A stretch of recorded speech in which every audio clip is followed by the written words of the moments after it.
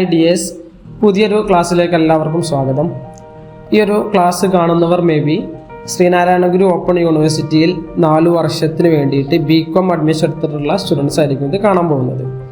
നിങ്ങൾ നല്ലൊരു പ്രതീക്ഷയോടെ ആയിട്ടുണ്ടായിരിക്കും ഈ ഒരു കോഴ്സിന് ജോയിൻ ചെയ്തിട്ടുണ്ടായിരിക്കുക.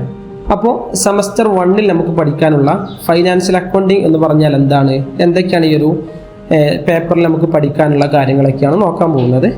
അപ്പോൾ ഒരിക്കൽ കൂടി നമ്മുടെ ഈ ഒരു ക്ലാസ്സിലേക്ക് എല്ലാവരെയും സ്വാഗതം ചെയ്യുന്നു. നമ്മൾ നല്ലൊരു പ്രതീക്ഷയോട് കൂടിയിട്ടായിരിക്കും ഒരു ഡിഗ്രിക്ക് വേണ്ടിയിട്ട് നിങ്ങൾ ജോയിൻ ചെയ്തിട്ടുണ്ടായിരിക്കുക. അപ്പോൾ നിങ്ങൾ ഈ ഒരു സമയത്ത് തന്നെ നിങ്ങൾ നല്ലൊരു മനസ്സിൽ നല്ലൊരു ആത്മവിശ്വാസം ഉണ്ടായിരിക്കണം. ഈ ഒരു 4 വർഷം എന്തായാലും ഞാൻ എൻ്റെ ഡിഗ്രി കംപ്ലീറ്റ് ആകും. എനിക്ക് എത്ര വലിയ തടസ്സങ്ങൾ ഉണ്ടായാലും എൻ്റെ ജീവിതത്തിൽ എത്ര വലിയ പ്രശ്നങ്ങൾ ഉണ്ടായാലും ഈ ഒരു ഡിഗ്രി എന്ന് പറയുന്നത് ഞാൻ നേടിയെടുക്കുമെന്നുള്ളത് ആത്മവിശ്വാസം നിങ്ങൾക്ക് ഉണ്ടായിരിക്കണം. ഈ ഒരു ചാനലിൽ ഞാനൊരു വീഡിയോ ഇടുന്ന സമയത്ത് നമുക്ക് ഏകദേശം 300 സബ്സ്ക്രൈബ്സാണ് ഉള്ളത്. ഈ ഒരു നമ്മളെ കൊണ്ട് കഴിയുന്ന സപ്പോർട്ട് മൊത്തം നിങ്ങൾക്ക് ഉണ്ടായിരിക്കും. നിങ്ങൾക്ക് ഓരോ സെമസ്റ്ററിന് വേണ്ട എക്സാം ടിപ്സുകൾ കാര്യങ്ങളൊക്കെ അതുപോലെ പേപ്പർ റിലേറ്റഡ് ആയിട്ടുള്ള വീഡിയോസൊക്കെ നമ്മൾ അപ്ഡേറ്റ് ചെയ്യുന്നതാണ്. നിങ്ങൾ എന്ത് ചെയ്യുക, ഈ വീഡിയോൻ്റെ കമൻറ്റ് ബോക്സിൽ പോയിട്ട് നിങ്ങൾക്ക് ഇഷ്ടമുള്ള ഒരു കമൻറ്റ്, നിങ്ങൾ നല്ല മോട്ടിവേഷണലായിട്ട് തോന്നുന്ന നല്ലൊരു കമൻറ്റ് നിങ്ങൾ എന്ത് ചെയ്യുക അവിടെ ചെയ്തു വെക്കുക. 4 വർഷം കഴിഞ്ഞിട്ട് നിങ്ങൾ എന്ത് ചെയ്യണം, ഈ ഒരു കമൻറ്റ് വന്നിട്ട് ഇവിടെ വന്നിട്ട് വായിക്കണം. നമ്മുടെ ഡിഗ്രി സർട്ടിഫിക്കറ്റ് ഒക്കെ വാങ്ങിക്കഴിഞ്ഞതിന് ശേഷം നമ്മൾ ഈ ഒരു കമൻറ്റ് വന്നിട്ട് വായിക്കണം. ഓക്കെ, അപ്പോൾ പറഞ്ഞു വന്നത് നമ്മളെ ഡിഗ്രി എന്തായാലും ഈ ഒരു പേപ്പർ 4 വർഷം 8 സെമസ്റ്ററുകൾ നമ്മൾ കംപ്ലീറ്റ് ആക്കണം. എന്തായാലും നിങ്ങൾ പറയും പോലെ ഈ ഒരു ക്ലാസ് എടുക്കുന്ന എൻ്റെ പേര് മാജിദ് എന്നാണ്. ഞാനിതുപോലെ തന്നെ നിങ്ങൾക്ക് നിങ്ങളെ ഒരു അവസ്ഥയിൽ തന്നെയായിരുന്നു പഠിച്ചു പോയിട്ടുണ്ടായിരുന്നത്. അഥവാ ഡിസ്റ്റൻസ് ആയിട്ട് ഒരു ഓപ്പൺ മോഡൽ തന്നെയായിരുന്നു ഞാനും BCom ചെയ്തിട്ടുണ്ടായിരുന്നത്. ഇപ്പോൾ ഞാൻ BCom കംപ്ലീറ്റ് ആക്കി MCom ഒക്കെ കംപ്ലീറ്റ് ചെയ്തൊരു ടീച്ചിങ് ഫീൽഡാണ് ഉള്ളത്. അപ്പോൾ നിങ്ങളും എന്ത് ചെയ്യണം, നല്ല ഒരു എഫേർട്ട് എടുത്തിട്ട് എന്ത് വന്നാലും നിങ്ങളോടൊപ്പം പഠിക്കുന്ന പല ആളുകളും ചിലപ്പോൾ നിങ്ങളിപ്പോൾ വഴിയിൽ നിന്ന് പിന്മാറിയേക്കാം. പല ആളുകളും ഡിഗ്രി കംപ്ലീറ്റ് ആക്കാനുണ്ടായിരിക്കില്ല. ഞങ്ങളൊക്കെ ഡിഗ്രിക്ക് പഠിക്കുന്ന സമയത്ത് ഞങ്ങളെ ബാച്ചിൽ ഏകദേശം 15 സ്റ്റുഡൻസിൻ്റെ ഒപ്പം ഉണ്ടായിരുന്നു. പക്ഷേ ഡിഗ്രി കംപ്ലീറ്റ് ആക്കുന്ന സമയത്ത് ഏകദേശം 4-5 പേര് മാത്രമാണ് ആ ഒരു ഫൈനലായിട്ട് ആ ഒരു 3 വർഷം ഡിഗ്രി കംപ്ലീറ്റ് ആക്കുന്ന സമയത്ത് ഞങ്ങളെ ഒപ്പം ഉണ്ടായിരുന്നുള്ളൂ. അപ്പം നിങ്ങളും എന്ത് ചെയ്യണം, ആ ഒരു അവസാനം വരെ ഒറ്റയാളാണെങ്കിലും പോരാടുന്ന നല്ല രൂപത്തിൽ എന്ത് ചെയ്യണം, ഒരു ഫൈനൽ മാർക്ക് നല്ലൊരു പെർസെൻറ്റേജോട് കൂടി തന്നെ ഡിഗ്രി പാസ്സാവുന്ന ഒരു സ്റ്റുഡൻ്റായിട്ട് നിങ്ങൾ മാറണം. ഓക്കെ, BCom ഹോണേഴ്സ് എന്ന് പറയുന്ന 4 വർഷ ഡിഗ്രിയാണ് ഇപ്പോൾ യൂണിവേഴ്സിറ്റി നിലവിൽ പ്രൊവൈഡ് ചെയ്യുന്നത്. നിങ്ങൾക്കറിയാം, നമ്മുടെ സിലബസ് എടുത്ത് നോക്കിക്കഴിഞ്ഞാൽ 4 ഇയർ അണ്ടർ ഗ്രാജുവേറ്റ് പ്രോഗ്രാം അഥവാ അതിൻ്റെ ഷോർട്ട് ടേം ആയിട്ട് FUUGP എന്നുള്ള ഈ ഒരു കോഡ് നിങ്ങൾക്ക് എല്ലാവർക്കും കാണാൻ സാധിക്കുന്നതാണ്. അപ്പോൾ ഇനി അങ്ങോട്ടുള്ള ഏതൊരു നിങ്ങൾക്ക് വരുന്ന നോട്ടിഫിക്കേഷൻ്റെ അല്ലെങ്കിൽ അസൈൻമെൻറ്റ്സ് റിലേറ്റഡ് ആയിട്ടുള്ള നോട്ടിഫിക്കേഷൻ വരികയാണെന്നുണ്ടെങ്കിലൊക്കെ ഈ ഒരു കോഡ് നിങ്ങളെപ്പോഴും മനസ്സിൽ കരുതി വെക്കണം. കാരണം ഇതെപ്പോഴും നിങ്ങൾക്ക് എന്ത് ചെയ്യും, അവിടെ വരുന്നതാണ്. അപ്പോൾ മനസ്സിലാക്കുക, ഇതിൻ്റെ അർത്ഥം എന്ന് പറയുന്നത് 4 ഇയർ അണ്ടർ ഗ്രാജുവേറ്റ് പ്രോഗ്രാം എന്നാണ് ഇത് സൂചിപ്പിക്കുന്നത്. ഓക്കെ, 2024 മുതൽ ഓൺവേർഡ്സ്, ഇനി 2025 അഡ്മിഷൻ എടുത്തവരായിക്കോട്ടെ, 26 അഡ്മിഷൻ എടുത്തവരായിക്കോട്ടെ, ഇവർക്കൊക്കെ ഈ ഒരു പ്രോഗ്രാം തന്നെയാണ്, ഈ ഒരു സിലബസ് പ്രകാരമാണ് ക്ലാസ് വരുന്നത്. ഓക്കെ, അപ്പോൾ എന്താണെന്നുള്ളത് ഒക്കെ നമുക്ക് ഡീറ്റെയിൽ ആയിട്ട് മനസ്സിലാക്കാം. ശ്രീനാരായണ ഗുരു ഓപ്പൺ യൂണിവേഴ്സിറ്റി, ഇത് യൂണിവേഴ്സിറ്റിയുടെ ഒഫീഷ്യലായിട്ടുള്ള വെബ്സൈറ്റിൽ നിന്ന് ഡൗൺലോഡ് ചെയ്തിട്ടുള്ള സിലബസ് ആണെന്ന് ഇവിടെ നോക്കാൻ പോകുന്നത്. നിങ്ങൾക്ക് അറിയുന്നുണ്ടായിരിക്കും, നിങ്ങൾ ഒരു കോഴ്സ് ചെയ്യുന്നതിന് മുമ്പും അതിന് എത്ര ക്രെഡിറ്റ്സ് ഉണ്ട്, ഓരോ പേപ്പറിൻ്റെയും ക്രെഡിറ്റ്സ് കാര്യങ്ങൾ നിങ്ങൾ എന്ത് ചെയ്യണം, കൃത്യമായിട്ട് മനസ്സിലാക്കിയിട്ട് വേണം എക്സാമിന് പോകുമ്പോൾ തയ്യാറാവാൻ വേണ്ടിയിട്ടും കാര്യങ്ങളൊക്കെ. ഇവിടെ നിങ്ങൾക്കിപ്പോൾ സ്ക്രീനിൽ കാണാൻ സാധിക്കുന്നുണ്ടായിരിക്കും നമ്മുടെ ടോട്ടൽ എങ്ങനെയാണ് വരുന്നത് എന്നുള്ളത്. അഥവാ ഈ ഒരു 4 വർഷം അല്ലെങ്കിൽ 8 വർഷ സെമസ്റ്ററുകളിൽ എന്തൊക്കെയാണ് പഠിക്കാനുള്ളതിൻ്റെ ഡീറ്റെയിൽ ആയിട്ട് ഇവിടെ കൊടുത്തിട്ടുണ്ട്. അതിലൊരു ഔട്ട്ലൈൻ ഇവിടെ ടോട്ടൽ നിങ്ങൾക്ക് ഇവിടെ കാണാൻ സാധിക്കുന്നതാണ്. അതിൽ സെമസ്റ്റർ 1ൻ്റെ കാര്യം നമുക്ക് ഡീറ്റെയിൽ ആയിട്ട് ഒന്ന് ചെക്ക് ചെയ്ത് നോക്കാം. ഓക്കെ, സെമസ്റ്റർ 1 നമുക്ക് പഠിക്കാനുള്ളത് ആദ്യം MDC കോഴ്സ് എന്ന് പറയുന്ന അഥവാ മേജർ ഡിസിപ്ലിൻ കോഴ്സ് എന്ന് പറയുന്ന ഫൈനാൻഷ്യൽ അക്കൗണ്ടിങ് എന്ന് പറയുന്ന പേപ്പറാണ് ആദ്യമായിട്ട് നമുക്ക് ഇവിടെ ഡിസ്കസ് ചെയ്യാനുള്ളത്. അഥവാ പ്രധാനപ്പെട്ടിട്ടുള്ള ഒരു കോഴ്സാണിത്. ഈ ഒരു പേപ്പർ കൂടാതെ നമുക്ക് ഈ ഒരു പേപ്പർ ഇവിടെ കംപ്ലീറ്റ് ആവുന്നതല്ല. ഓക്കെ, അപ്പോൾ ഫൈനാൻഷ്യൽ അക്കൗണ്ടിങ് എന്ന് ചില ആരും പറയുന്നുണ്ട്, ഫിനാൻഷ്യൽ അക്കൗണ്ടിങ് 2 മെത്തേഡ് 2 യൂസേജ് എന്ന് പറയുന്നുണ്ട്. ഏതായിരിക്കോട്ടെ, നിങ്ങൾ എന്ത് ചെയ്യുക, അതിൻ്റെ ഒരു പർപ്പസും കാര്യങ്ങളൊക്കെ നിങ്ങൾ മനസ്സിലാക്കുക. അതേപോലെ MDC കോഴ്സ് എന്ന് പറയുന്ന മൈനർ ഡിസിപ്ലിൻ കോഴ്സ് എന്ന് പറയുന്ന പ്രിൻസിപ്പിൾസ് ഓഫ് മാനേജ്മെൻറ്റ്, ഇത് നമുക്കിവിടെ പഠിക്കാൻ വരുന്നുണ്ട്. ഓക്കെ, അതേപോലെ ഇംഗ്ലീഷ് ഫോർ കമ്മ്യൂണിക്കേഷൻ എന്ന് പറയുന്ന ഈ ഒരു കോഴ്സ് നമുക്ക് ഈ ഒരു ഇതിൽ പഠിക്കാനുണ്ടായിരിക്കുന്നതാണ്. അപ്പോൾ ഓരോ സെമസ്റ്ററിലും നമുക്കൊരു കമ്മ്യൂണിക്കേഷൻ റിലേറ്റഡ് ആയിട്ടുള്ള ലാംഗ്വേജ് പേപ്പർ പഠിക്കാനുണ്ട്. സെമസ്റ്റർ 1 നമുക്ക് ഇംഗ്ലീഷ് ഫോർ കമ്മ്യൂണിക്കേഷൻ ആണ് വരുന്നത്. ഇത് നിങ്ങൾക്കെന്നുള്ളതല്ല, 4 വർഷ ഡിഗ്രി പഠിതാക്കൾ BA സോഷ്യോളജി, ഇംഗ്ലീഷ്, സൈക്കോളജി എടുത്തിട്ടുള്ളവർക്കൊക്കെ ഈ ഒരു കോഴ്സ് തന്നെയാണ് വരുന്നത്. ഇനി നിങ്ങൾക്ക് സെക്കൻഡ് സെമസ്റ്ററിലേക്ക് പോകുന്ന സമയത്ത് reading and writing in English എന്ന് പറയുന്നൊരു പേപ്പറാണ് ഇവിടെ വരുന്നത്. ഓക്കെ, ഇതാണ് നിങ്ങളുടെ എബിലിറ്റി എൻഹാൻസ്മെൻറ്റ് കോഴ്സായിട്ട് വരുന്നത്. ഇനി അതേപോലെ തന്നെ 4ാമത്തെ ഒരു പേപ്പർ നിങ്ങൾക്ക് നിർബന്ധമായിട്ടും പഠിക്കേണ്ടതാണ് മൾട്ടി ഡിസിപ്ലിനറി കോഴ്സ് എന്ന് പറയുന്നത്. ഇത് നിങ്ങൾക്ക് ഇഷ്ടമുള്ളത് ചൂസ് ചെയ്യാം. 3 ഓപ്ഷൻസ് ഉണ്ട്. നിങ്ങൾ അഡ്മിഷൻ എടുക്കുന്ന സമയത്ത് ഇത് മേ ബി നിങ്ങൾ സെലക്ട് ചെയ്തിട്ടുണ്ടായിരിക്കും. അതിലൊന്ന് ഹിസ്റ്റോറിക്കൽ ടൂറിസം എന്നുള്ളതാണ്. നമ്മുടെ ഇന്ത്യയുടെ ഒരു ഹിസ്റ്റോറിക്കൽ പരമായിട്ടുള്ള ഒരു ബേസിക് കാര്യങ്ങളൊക്കെ ഇൻക്ലൂഡ് ചെയ്തിട്ടുള്ള ഒരു പേപ്പറാണ് ഹിസ്റ്റോറിക്കൽ ടൂറിസം എന്ന് പറയുന്നത്. രണ്ടാമത്തത് computer system and internet technologies. നമ്മുടെ ബേസിക് ആയിട്ടുള്ള കമ്പ്യൂട്ടറിൻ്റെ യൂസേജ് എന്താണ്, ഡാറ്റ എൻട്രി റിലേറ്റഡ് ആയിട്ടുള്ള എക്സൽ, MS ഓഫീസ്, അതേപോലെ കമ്പ്യൂട്ടറിൻ്റെ ഹാർഡ്വെയർസുകൾ, കാര്യങ്ങൾ, ലാപ്ടോപ്പുമായി ബന്ധപ്പെട്ടുള്ളത്, നമ്മുടെ മൗസ് എന്താണ്, കീബോർഡ് എന്താണെന്നുള്ള കാര്യങ്ങളൊക്കെ ബേസിക് ആയിട്ട് കുറച്ച് പഠിക്കാനുള്ള ഒരു സബ്ജക്റ്റാണ് ഈ ഒരു പേപ്പർ എന്ന് പറയുന്നത്. 3ാമത്തത് ലീഗൽ ലിറ്ററസി എന്ന് പറയുന്ന നമ്മുടെ നിയമപരവുമായിട്ട് പഠിക്കാനുള്ളത്, നമ്മുടെ ഇന്ത്യയുടെ കോൺസ്റ്റിറ്റ്യൂഷന് അതുമായി ബന്ധപ്പെട്ടുള്ള കുറച്ച് നിയമങ്ങൾ, കാര്യങ്ങളൊക്കെ പഠിക്കാൻ വേണ്ടിയിട്ടുള്ള ഒരു മൾട്ടി ഡിസിപ്ലിൻ കോഴ്സാണ് ഈ ഒരു ഓപ്ഷനിൽ വരുന്നത്. ഇപ്പോൾ നിങ്ങൾക്ക് ഇഷ്ടമുള്ളത് ഇവിടെ സെലക്ട് ചെയ്യാവുന്നതാണ്. ഓക്കെ, അപ്പോൾ നമ്മൾ ഇന്നിവിടെ നോക്കാൻ പോകുന്നത് നമ്മുടെ ഫൈനാൻഷ്യൽ അക്കൗണ്ടിങ്ങിൻ്റെ എന്തൊക്കെയാണ് ഈ ഒരു സെമസ്റ്ററിൽ നമ്മൾ പഠിക്കുമ്പോൾ എന്തൊക്കെയാണ് നമുക്ക് ലഭിക്കുക, എന്തൊക്കെ വിഷയങ്ങളാണ് നമുക്ക് ഫൈനാൻഷ്യൽ അക്കൗണ്ടിങ്ങിൽ നമ്മൾ പഠിക്കാനുള്ളത് എന്നുള്ളതാണ് നമ്മൾ ഡീറ്റെയിൽ ആയിട്ട് നോക്കാൻ പോകുന്നത്. ഓക്കെ, സെമസ്റ്റർ 1 ഓരോ പേപ്പർ നമ്മൾ ഡീറ്റെയിൽ ആയിട്ട് ഇവിടെ വിശദീകരിക്കുന്നുണ്ട്. ഫൈനാൻഷ്യൽ അക്കൗണ്ടിങ് എന്താണ്, ഫൈനാൻഷ്യൽ അക്കൗണ്ടിങ്ങിൻ്റെ കാര്യങ്ങൾ എന്നുള്ളത് നമുക്ക് ജസ്റ്റ് ചെക്ക് ചെയ്ത് നോക്കാം. ടോട്ടൽ ഇതിന് 6 ക്രെഡിറ്റ്സ് ആണ് നമുക്ക് ഈ ഒരു ഫൈനാൻഷ്യൽ അക്കൗണ്ടിങ് എന്ന് പറയുന്നതിന് ഉള്ളത്. ഓക്കെ, അപ്പോൾ ഓരോ പേപ്പറിന് നിങ്ങൾ എന്ത് ചെയ്യുക, അതിൻ്റെ ക്രെഡിറ്റ്സ് കാര്യങ്ങൾ എത്രയാണെന്നുള്ളത് നോക്കിയിട്ട് നിങ്ങൾ എക്സാമിന് പ്രത്യേകം നിങ്ങൾ പ്രിപ്പയർ ചെയ്യുക. അതേപോലെ തന്നെ ഈ ഫൈനാൻഷ്യൽ അക്കൗണ്ടിങ് എന്നതിൻ്റെ ഒരു കോഡ് നിങ്ങൾക്ക് ഇവിടെ കാണാൻ സാധിക്കും അല്ലേ.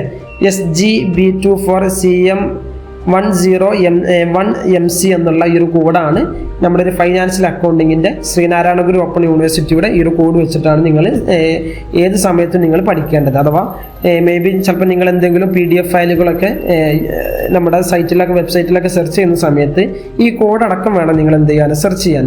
ഇല്ലെങ്കിൽ വ്യത്യസ്ത യൂണിവേഴ്സിറ്റിയുടെ ഫൈനാൻഷ്യൽ അക്കൗണ്ടിങ്ങിൻ്റെ ഒക്കെ PDFകളൊക്കെ ആയിരിക്കും നമ്മൾ ഡൗൺലോഡ് ചെയ്യുന്നത്. അപ്പോൾ ഈ ഒരു കാര്യം നിങ്ങൾ എന്ത് ചെയ്യണം, പ്രത്യേകം നിങ്ങൾ ശ്രദ്ധിക്കുക.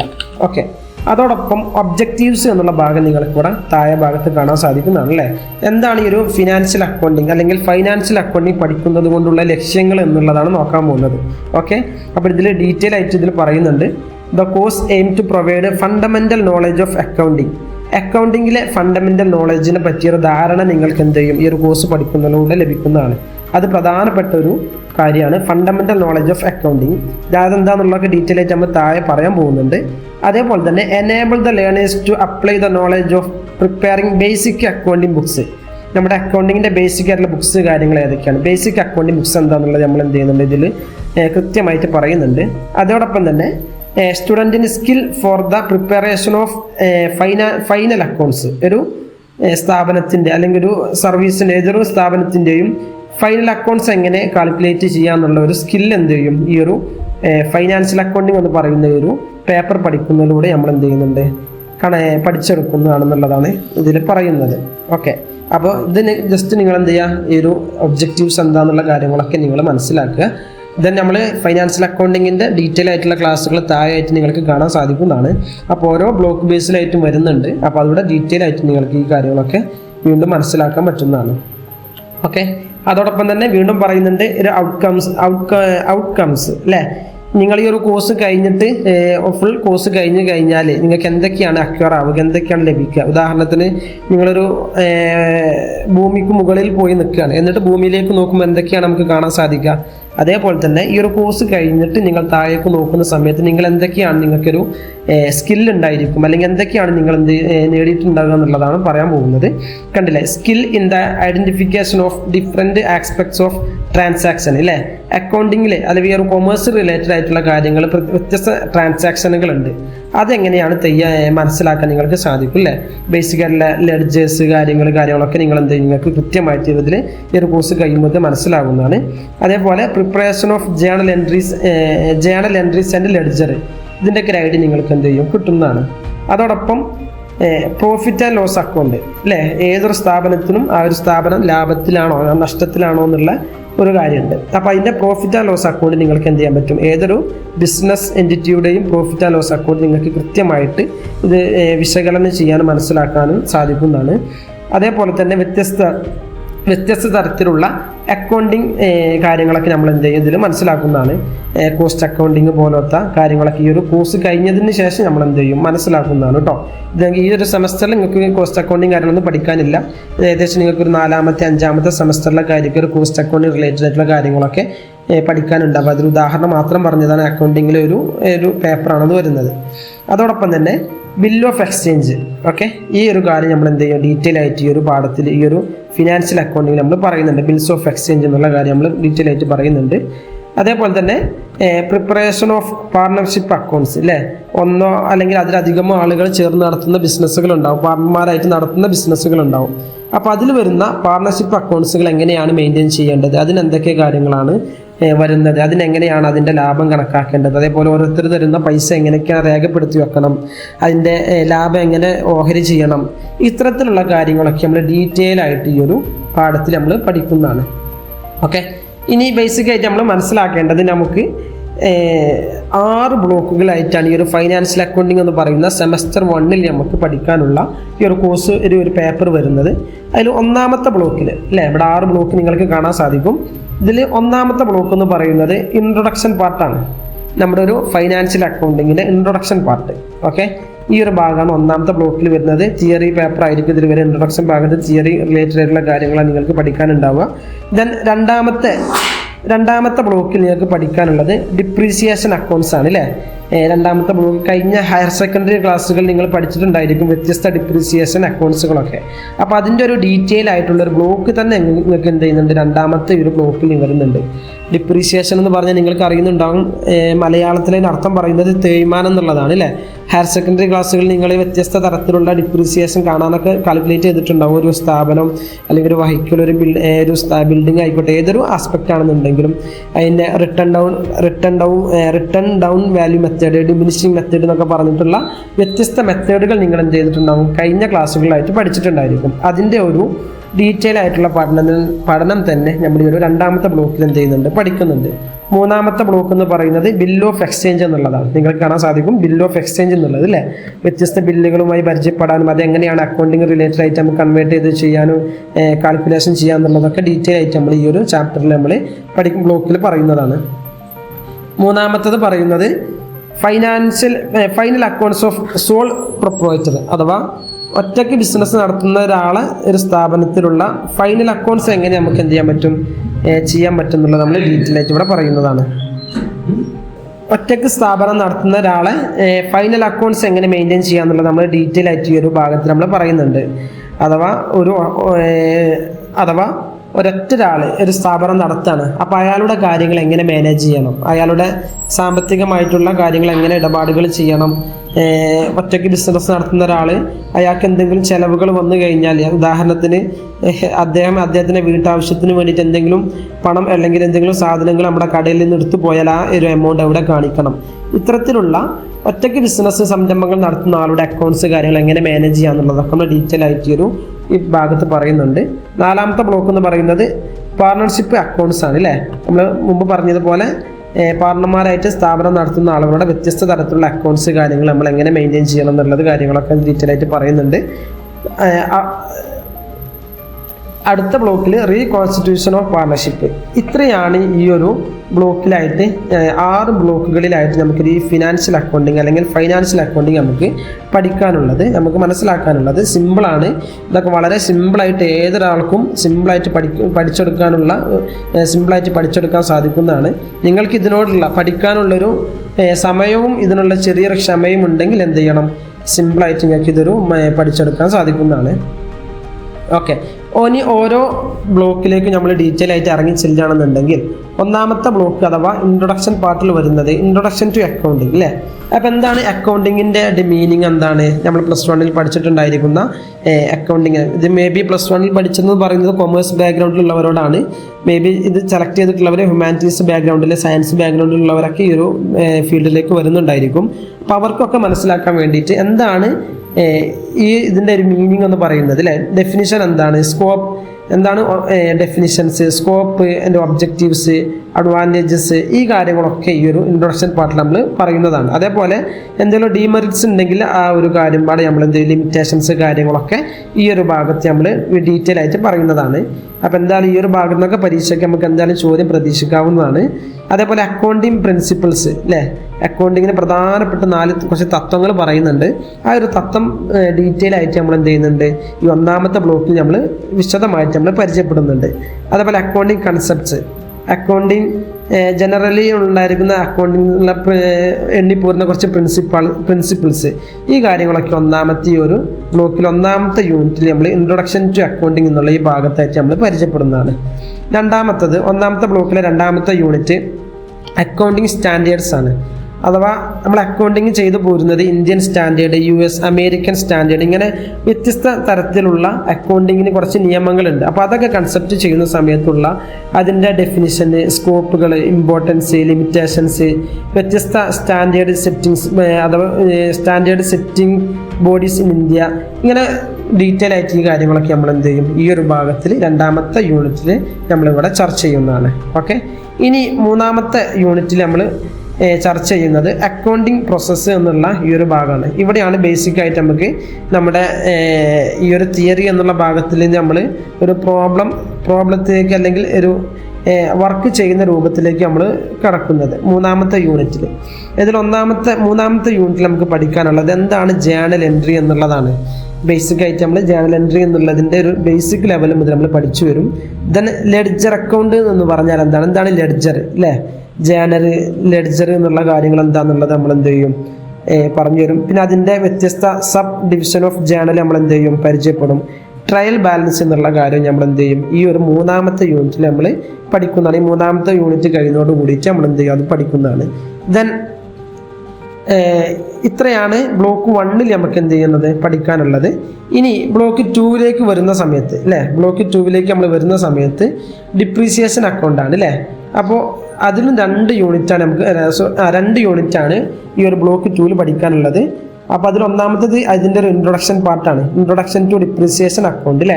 അതിൻ്റെ ഡിപ്രീസിയേഷൻ എന്ന് പറഞ്ഞാൽ എന്താണ്, അതിൻ്റെ മീനിങ് എന്താണ്, ഡെഫിനിഷൻ എന്താണ്, എന്തിനാണ് ആ ഡിപ്രീസിയേഷൻ അക്കൗണ്ട് നമ്മൾ കാണുന്നത്, അതിനുള്ള നേട്ടങ്ങൾ എന്തൊക്കെയാണ് പറഞ്ഞിട്ടുള്ള കുറച്ച് ബേസിക് ആയിട്ടുള്ള കുറച്ച് കാര്യങ്ങളൊക്കെ ഒരു തിയറിക്കലായിട്ട് നമ്മൾ എന്ത് ചെയ്യും, വ്യത്യസ്ത യൂസേജുകൾ ഏതൊക്കെ തരത്തിലാണ്, ഏതൊക്കെ സാധനങ്ങൾക്കാണ് നമ്മൾ ഡിപ്രീസിയേഷൻ ഉപയോഗിക്കുക, കാര്യങ്ങളൊക്കെ വെച്ചിട്ടുള്ള ഒരു ഡീറ്റെയിൽ ആയിട്ടുള്ള കാര്യം തന്നെ നമ്മൾ എന്ത് ചെയ്യും 2ാമത്തെ ബ്ലോക്കിൽ പറയുന്നതാണ്.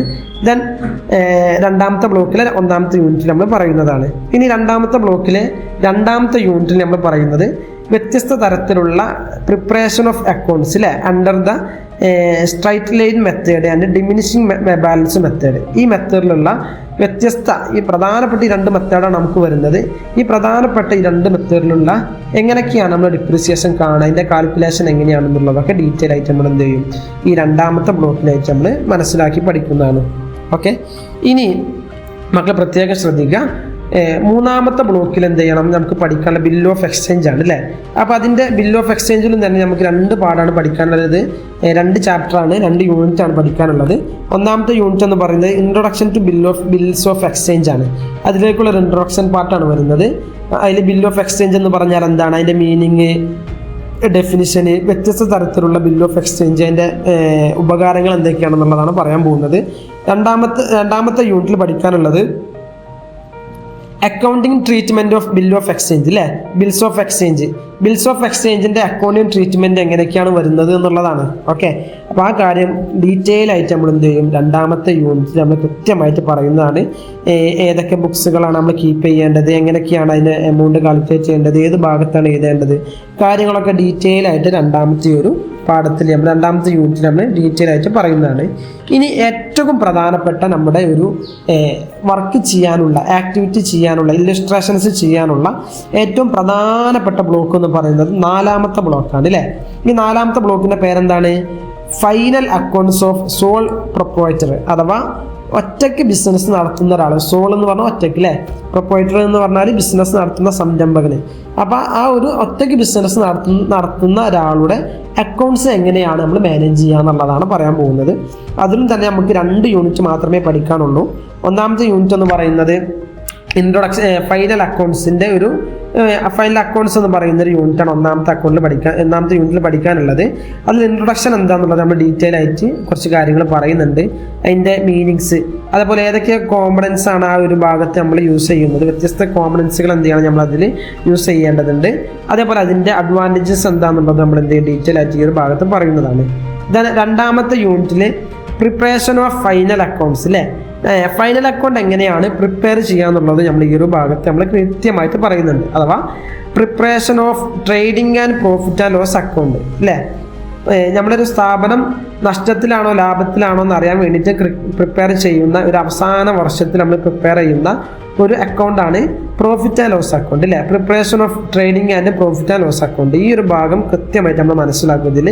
അതേപോലെ തന്നെ balance sheet of practical problems with adjustments അല്ലേ, അതിന് തന്നെ ബാലൻസ് ഷീറ്റ് നമ്മൾ എന്ത് ചെയ്യും കറക്റ്റ് ആക്കും. ആദ്യം നമ്മൾ എന്ത് ചെയ്യും, ഒരു ട്രയൽ ബാലൻസ് കിട്ടിക്കഴിഞ്ഞാൽ അതിൽ നിന്ന് നമ്മൾ പ്രോഫിറ്റ് ആൻഡ് ലോസ് അക്കൗണ്ട് ഉണ്ടാക്കും. ദെൻ അതിന് ശേഷം നമ്മൾ ബാലൻസ് ഷീറ്റ് നമ്മൾ കൃത്യമായിട്ടൊരു ബാലൻസ് ഷീറ്റും തയ്യാറാക്കും. ഈ ഒരു കാര്യം നമ്മൾ ഇതിൽ പഠിക്കുന്നുണ്ട്. ബാലൻസ് ഷീറ്റ് പ്രിപ്പയർ ചെയ്യുന്ന സമയത്ത് അതിൽ പ്രോബ്ലംസ് ചെയ്യാനുണ്ടായിരിക്കും, വ്യത്യസ്ത അഡ്ജസ്റ്റ്മെൻറ്റ്സുകൾ ചെയ്യാനുണ്ടായിരിക്കും അല്ലേ. അപ്പോൾ ആ കാര്യങ്ങൾ എന്തൊക്കെയാണെന്നുള്ളതൊക്കെ ആ ഒരു ഭാഗത്ത് എത്തുമ്പോൾ നമുക്ക് ഡീറ്റെയിൽ ആയിട്ട് നമുക്ക് മനസ്സിലാക്കാൻ വളരെ സിമ്പിളാണ്. നിങ്ങൾക്ക് നല്ലൊരു മൈൻഡ് ഉണ്ടാവണം, പഠിക്കാനുള്ളൊരു മൈൻഡ് ഉണ്ടായാൽ മാത്രമേ മുന്നോട്ട് പോകാൻ സാധിക്കുള്ളൂ. അപ്പോൾ കൃത്യമായിട്ട് മനസ്സിലാക്കുക. അക്കൗണ്ടിങ് എന്ന് പറഞ്ഞാൽ ചില ആളുകൾ നിങ്ങളെ പേടിപ്പിച്ചിട്ടുണ്ടായിരിക്കും. +1 അക്കൗണ്ടിങ് എന്ന് പറയുന്നത് അല്ലെങ്കിൽ അക്കൗണ്ടിങ് എന്ന് പറയുന്നത് നമ്മുടെ 10ാം ക്ലാസ്സിലൊക്കെ പഠിക്കാനുള്ള മാത്സ് പോലത്തെ കാര്യങ്ങളാണെന്നുള്ളത്. അങ്ങനെയൊന്നും നിങ്ങൾ എന്ത് ചെയ്യരുത്, ഒരിക്കലും വിചാരിക്കരുത്. ഓക്കെ, ദെൻ 5ാമത്തെ ബ്ലോക്ക് എന്ന് പറയുന്നത് പാർട്ണർഷിപ്പ് അക്കൗണ്ട്സ് ആണ് അല്ലേ. അതിൽ നിന്ന് രണ്ട് യൂണിറ്റാണ് വരുന്നത്. ഒന്നാമത്തെ ഇൻട്രൊഡക്ഷൻ ടു പാർട്ണർഷിപ്പ്, ഒന്നാമത്തെ യൂണിറ്റിൻ്റെ പേര് ഇൻട്രൊഡക്ഷൻ ടു പാർട്ണർഷിപ്പ്. അതിൽ ഇൻട്രൊഡക്ഷന് ഭാഗത്ത് വരുന്നുണ്ട് പാർട്ണർഷിപ്പ് ഡീഡ് എന്ന് പറഞ്ഞാൽ എന്താണ്, പാർട്ണർമാർ കൊണ്ടുവരുന്ന ക്യാപിറ്റൽ എന്താണ്, അത് എവിടെ എഴുതി വെക്കണം, എങ്ങനെയാണ് അതിനെ ട്രീറ്റ് ചെയ്യേണ്ട കാര്യങ്ങളൊക്കെ പറയും. 2ാമത്തെ യൂണിറ്റ് എന്ന് പറയുന്നത് preparation of partners capital account അല്ലേ, പാർട്ണർമാർ കൊണ്ടുവരുന്ന ക്യാപിറ്റൽ അക്കൗണ്ട്സ് എന്ന് പറഞ്ഞിട്ട് പ്രത്യേകം നമ്മൾ പ്രിപ്പയർ ചെയ്ത് വെക്കണം ക്യാപിറ്റൽ അക്കൗണ്ട്സ്. ആ ഒരു ഭാഗം നമ്മൾ എന്ത് ചെയ്യണം, കൃത്യമായിട്ട് നമ്മൾ ഈ ഒരു ഭാഗത്ത് മനസ്സിലാക്കണം. അതേപോലെ തന്നെ 2ാമത്തെ യൂണിറ്റിനെ പറ്റി അങ്ങനെയൊക്കെയാണ്. ഫിക്സ്ഡ് ക്യാപിറ്റൽ മെത്തേഡ്, അപ്പോൾ ഫ്ലക്ച്വേറ്റിംഗ് ക്യാപിറ്റൽ മെത്തേഡ്, ഈ കാര്യങ്ങളൊക്കെ എന്ത് ചെയ്യും ഈ കൃത്യമായിട്ട് മനസ്സിലാക്കണം. അതിൽ തന്നെ 3ാമത്തെ ഒരു യൂണിറ്റുമായിട്ട് നമുക്ക് വരുന്നുണ്ട്. അതിന് പറയുന്ന യൂണിറ്റിൻ്റെ പേര് പാർട്ണർഷിപ്പ് ഫൈനൽ അക്കൗണ്ട്സ് എന്ന് പറയുന്ന trading account, profit and loss account, profit and loss appropriation account, balance sheet. Appropriation അക്കൗണ്ടുമാണ് ഇതിൽ ജസ്റ്റ് കൂടുന്നതാണ്. ഈ ഒരു പാർട്ണർഷിപ്പ് അക്കൗണ്ട്സിൽ നിന്ന് വരുന്ന അപ്രോപ്രിയേഷൻ അക്കൗണ്ടുമാണ് ഇതിൽ കൂടുന്നതാണ്. Then last and final block നമുക്ക് ഈ ഒരു ഭാഗത്ത് അല്ലെങ്കിൽ ഈ ഒരു ഫിനാൻഷ്യൽ അക്കൗണ്ടിങ്ങിൽ നമുക്ക് ഒന്നാമത്തെ സെമസ്റ്ററിൽ പഠിക്കാനുള്ള ഫൈനാൻഷ്യൽ അക്കൗണ്ടിങ്ങിൽ അവസാനമായിട്ട് നമുക്ക് പഠിക്കാനുള്ളത് റീകോൺസ്റ്റിറ്റ്യൂഷൻ ഓഫ് പാർട്ണർഷിപ്പ് ആണ് അല്ലേ, പുതുക്കി പണിയ. ഓക്കെ, അപ്പോൾ ആ ഭാഗത്ത് എങ്ങനെയാണ് നമ്മൾ ട്രീറ്റ് ചെയ്യേണ്ട കാര്യങ്ങളൊക്കെ പറയുന്നുണ്ട്. അതിൽ നമുക്ക് ഏകദേശം 2 യൂണിറ്റാണ് വരുന്നത്. 1ാമത്തെ യൂണിറ്റിൻ്റെ പേര് അഡ്മിഷൻ ഓഫ് എ പാർട്ണർ. ഒരു പുതിയൊരു അഡ്മിഷൻ വരുന്ന സമയത്ത് എന്തൊക്കെ മാറ്റങ്ങൾ വരണം. ഓൾറെഡി ഓൺഗോയിങ് ആയിക്കൊണ്ടിരിക്കുന്ന ഒരു സ്ഥാപനത്തിൽ 2 പേരേ ഉള്ളൂ. ദെൻ 3ാമതൊരു പാർട്ണർമാരെ നമുക്ക് ഇടയിലേക്ക് വരികയാണ്. അപ്പം എന്ത് ചെയ്യണം, ആ ഒരു ഭാഗത്ത് എന്തൊക്കെ മാറ്റങ്ങൾ നമ്മൾ വരുത്തണം, അപ്പോൾ നമ്മുടെ നിലവിൽ ഉണ്ടായിട്ടുണ്ടായിരുന്ന ബിസിനസ്സിൽ എന്തൊക്കെ മാറ്റങ്ങൾ വരുത്തണം എന്നുള്ളത് ഡീറ്റെയിൽ ആയിട്ട് നമ്മൾ നോക്കണം. ഉദാഹരണത്തിന് സാക്രിഫൈസ് റേഷ്യോ അല്ലേ, ഓൾറെഡി 2 ആളുകളവിടെ സാക്രിഫൈ ചെയ്യുന്നുണ്ട്. അപ്പോൾ ആ ഒരു ഭാഗത്തിലുള്ള സാക്രിഫൈസ് റേഷ്യോ നോക്കണം. അവിടെ റിവാലുവേഷൻ അക്കൗണ്ട് നമ്മൾ നോക്കാനുണ്ട്. പിന്നെ accounting adjustments at the time of admission of A partner, പുതിയൊരു പാർട്ണർ വരുന്ന സമയത്ത് ഉള്ള അഡ്ജസ്റ്റ്മെൻറ്റ്സ് കാര്യങ്ങൾ നോക്കാനുണ്ട്. സാക്രിഫൈസ് റേഷ്യോ കാര്യങ്ങളൊക്കെ നമുക്ക് എന്ത് ചെയ്യാനുണ്ട് ഈ ഒരു ഭാഗത്ത് നോക്കാനുണ്ട്. ഓക്കെ, അപ്പോൾ ഇത്രയാണ് ഈ ഒരു ബ്ലോക്ക് 6ൽ 1ാമത്തെ യൂണിറ്റ് എന്ന് പറയുന്നത്. പിന്നെ 2ാമത്തെ യൂണിറ്റാണ് retirement and death of A partner. നമ്മളെ പാർട്ണർ മരിച്ചു പോകാന്നുണ്ടെങ്കിൽ അദ്ദേഹത്തിൻ്റെ അക്കൗണ്ട് എന്ത് ചെയ്യണം അല്ലേ. അപ്പോൾ എങ്ങനെയൊക്കെയാണ് അവിടുത്തെ റേഷ്യോസ്, എങ്ങനെയാണ് ഗെയിനിങ് റേഷ്യോ, റിവാലുവേഷൻ അഥവാ എല്ലാ കാര്യങ്ങളും റിവാല്യൂ ചെയ്തിട്ടുള്ള റിവാലുവേഷൻ അക്കൗണ്ട് പ്രിപ്പയർ ചെയ്യണം, അതുമായി ബന്ധപ്പെട്ടിട്ടുള്ള കാര്യങ്ങൾ അല്ലേ. അതേപോലെ time of retirement and death of A partner, ഒരാൾ നമ്മുടെ സ്ഥാപനത്തിൽ പിരിഞ്ഞു പോകണം അല്ലെങ്കിൽ മരിച്ചുപോയി. അപ്പോൾ ആ കാര്യത്തിൽ എന്തൊക്കെയാണ് നമ്മൾ ചെയ്യേണ്ടതെന്നുള്ള കൃത്യമായിട്ട് നമ്മൾ എന്ത് ചെയ്യുന്നുണ്ട് ഈ ഒരു ഭാഗത്തിൽ പഠിക്കുന്നുണ്ട്. അപ്പോൾ ഇത്രയാണ് നമുക്കൊരു ഈ 6 ബ്ലോക്ക് പഠിക്കുന്നതോട് കൂടിയിട്ട് നമുക്ക് ടോട്ടലായിട്ട് നമുക്ക് പഠിക്കാനുള്ളത്. ഓക്കെ.